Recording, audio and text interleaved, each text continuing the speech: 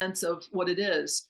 So it's really important to me that people out there start to understand, and this goes for men, but it's mainly women. It's all women that I've dealt with in this, that yes, you most likely have some form of trauma and you need to find out what that is.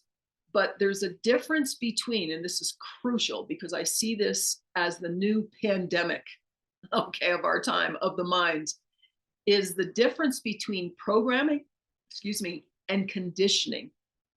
Okay. Two entirely different things. In programming, there's a hands-on specific motive that once you are programmed, you have no choice.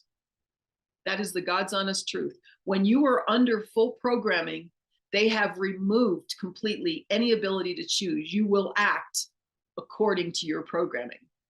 In conditioning, which can be individual or it can be societal, you still have a choice. That's not total mind control. We are not, as a society, under total mind control. We still have the ability to choose.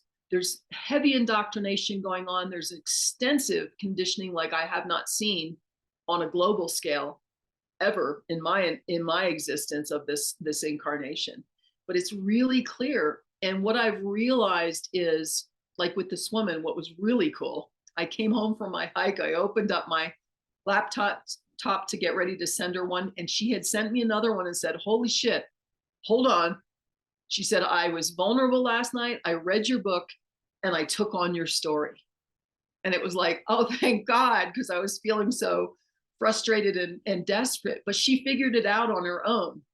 And then what I did was I sent her a really nice long email with information and said, because she's working with kids, she's starting to work with kids with trauma, and she really wants to get into this. And I said, you need to understand the difference between conditioning, programming, incest, pedophilia, SRA. You need to be able to delineate, because what I see happening, Emily, is everything is getting put into a big blend, kind of like the transgender. Let's all make it one thing, right?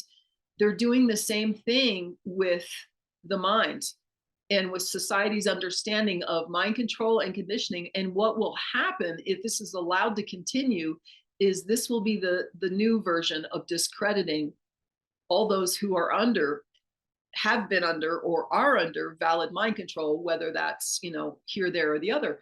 And so we're looking at a difference. We say MK Ultra, just so everybody understands, but MK Ultra, we're talking about programming that used drugs, hypnosis, torture, and then created DID and installed programs. DID can happen in any kind of trauma. We know that. But under targeting, most people I know, not everybody, but a lot of people I know with targeting are aware of their targeting, for one thing. They just can't stop it from happening. But if we don't understand the difference between these things, I think we're on a really destructive road. It's going to destroy all the work that we've been bringing forward.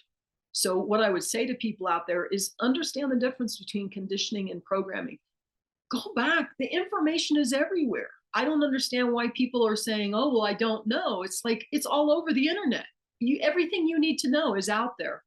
We need to engage our mind, engage our will, and get in there and do your own research. If for a second you think you're MK Ultra, go read Walter Bowart's research edition. You can get it for free. And this is 800 and some pages. Okay. I know it's a big deal. I sent it to this woman and I said, if you really want to understand MK Ultra, read this, because when you finish reading his book, you're going to realize I was never an MK Ultra person. What I am is I have trauma. I've been conditioned, and she was raised in a Catholic family. Hello.